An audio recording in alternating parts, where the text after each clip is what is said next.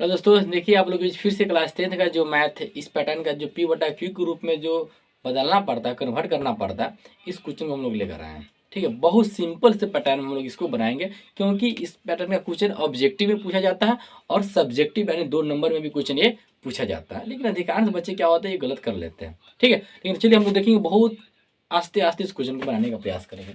और देखिए क्या दिया हुआ है कि 2.47 दिया हुआ है, को पी बटा क्यू के रूप में बदले। आप देखिए इस पर रैंकिंग दिया हुआ है, इसका मतलब क्या होता है पता है आपको?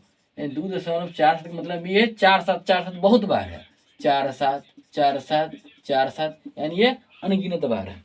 ठीक है, चलिए तो हम लोग बनाएंगे कैसे, देख लीजिए। पहले हम लोग क्या करेंगे, बनाने से पहले देखिएगा, यानी माना कि 2 नंबर में क्वेश्चन फिक्स रहता है हुआ, ये क्या होता है, 2 नंबर में क्वेश्चन ये फिक्स रहता है। माना कि x बराबर क्या, तो 2.474747 डॉट डॉट डॉट समीकरण 1। आप ऐसे बहुत बार लिख सकते हैं, लेकिन हम लोग 2 3 बार लिख के डॉट डॉट लगा दें, बहुत बार अनगिनत है, समीकरण 1 इसको मान लिया। ठीक है, अब क्या करना है कि समीकरण एक के दोनों पक्षों में माने एक ये है और एक ये है। ठीक है, दोनों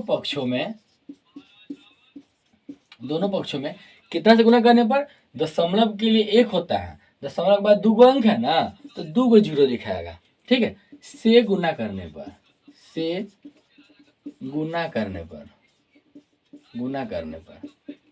ठीक है।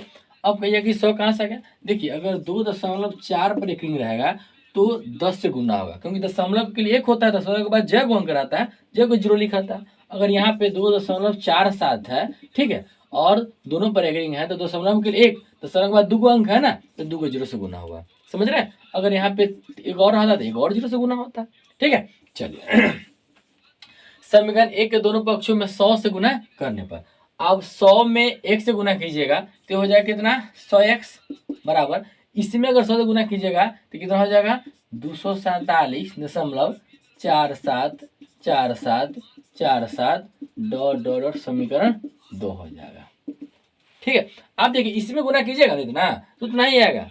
अब गुना करके देख लीजिए, यानी ऐसे 2.47 में आप फिर 4 7 लिख लीजिए और 100 से इतना गुना कीजिए।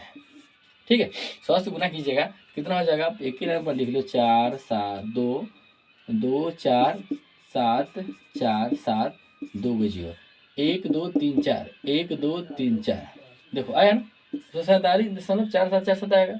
चलिए अब इतना आ गया, तो अब क्या कीजिए, ये समीकरण 2 आया है, तो 2 में से 1 को घटा लीजिए, 2 में से 1 को घटा लीजिए। तो आप देखिए हम लोग लिखेंगे क्या, यानी समीकरण 2 में से 2 कौन है, ये है ना, 2 में से 1 को घटाने पर, 2 में से 1 को घटाने पर ठीक है। अब 2 कौन है, 2 तो ये है ना, यानी 100x बराबर 247.4747 डॉट डॉट। ठीक है, एक कौन है, x है ना, x बराबर 2.474747 मार्क करो, खत्म हो गया क्या। घटाव में हम लोग जानते हैं क्या होता है, घटाव में नीचे वाले चिन्ह होता है वो बदल दिया जाता है। अगर प्लस रहता है तो माइनस हो जाता है, माइनस रहता है तो प्लस हो जाता है। ठीक है, अब देखो ये प्लस है, माइनस हो जाएगा, प्लस है तो माइनस हो जाएगा, ये पूरा कट जाएगा ना।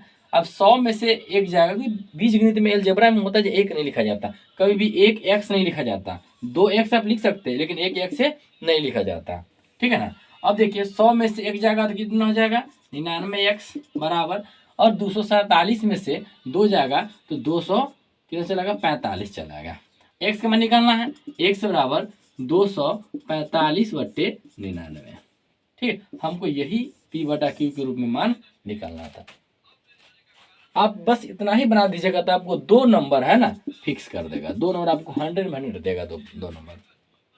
ठीक है, देख कुछ किए हैं, कुछ नहीं किया, ऐसा कुछ दिया रहेगा, आप मान लीजिएगा, माना कि x बराबर इतना इतना, समीकरण में दोनों पक्षों में 100 से 100 कहाँ से आया है, दशमलव के लिए 1 होता है, दशमलव के बाद जय को अंक रहता है, जय को जीरो डाल दिया जाता है। ठीक है, उससे गुना करने पर, तो x में 100 से गुना कीजिए 100x, और इसमें 100 से गुना किया तो इतना आया। ठीक है, अब 2 में से 1 घटा दीजिए, आपको आंसर इतना चला गया। आशा करते हैं कि आप लोग समझ गए होंगे तो वीडियो को लाइक सब्सक्राइब जरूर कर दें। मिलते हैं नेक्स्ट वीडियो में।